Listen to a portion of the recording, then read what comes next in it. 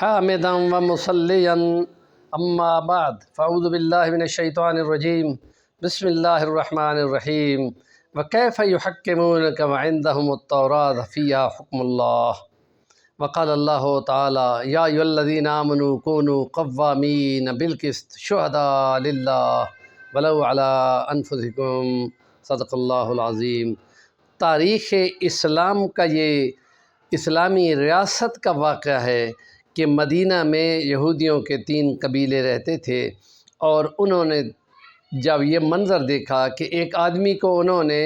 گدھے کے اوپر بٹھایا ہوا ہے، منہ اس کا کالا کیا ہوا ہے، اور بچے اور لوگ ان کے ساتھ ساتھ ان پہ ہوٹنگ کر رہے ہیں اور بول رہے ہیں، اور وہ لوگ ایسے چل رہے ہیں، تو نبی پاک کی نظر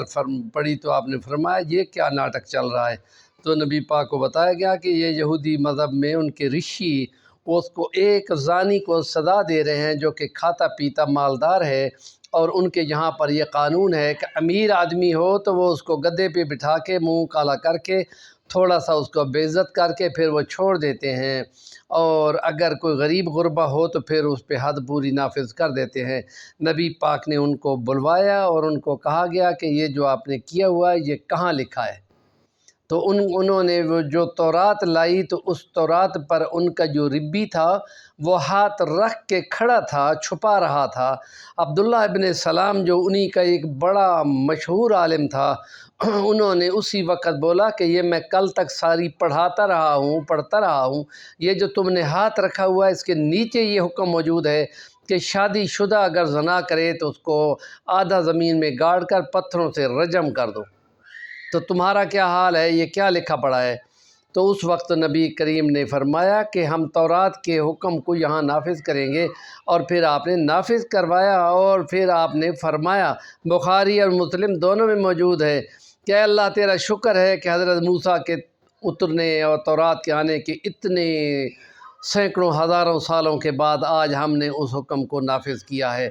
اور یوں حکم نافذ ہوتا ہے۔ اور جس ملک میں 2 قانون ہوں، امیروں کے لیے الگ اور غریبوں کے لیے الگ، وہاں ہی نبی پاک کا فرمان موجود ہے کہ اللہ اس قوم کو ہلاک کر دیتا ہے جس نے غریبوں پہ قانون نافذ کیا ہو اور امیروں کو انہوں نے مستثنیٰ دی ہو۔ تو جو ملک کا قانون ہمارے پاکستان میں چل رہا ہے کہ اگر کوئی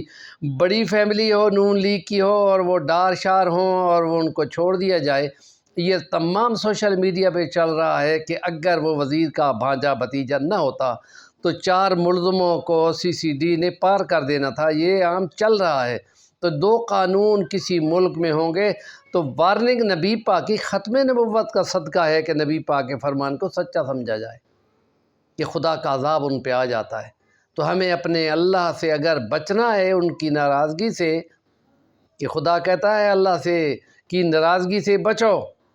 اس کی ناراضگی سے بچانے والا کوئی ہے ہی نہیں،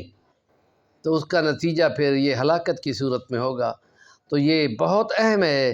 کہ ہم وہ قانون کریں، وہ نظام نافذ کریں کہ جس میں پورا انصاف ہو، اور ایک چیف جسٹس ہو جو قرآن و حدیث پہ فیصلے دے اور اس میں کسی بھی قسم کی کوئی دوسری بات نہ کرے۔ باقی تعزیرات ہند پاکستان یا 73 کا دستور وہ بعد میں بولے گا، پہلے قرآن و حدیث کا فیصلہ بولے گا۔ ہمارے چینل کا نام ہے صفی الوانی، ضرور سبسکرائب کریں، کام کی بات کا کمنٹ دیا کریں۔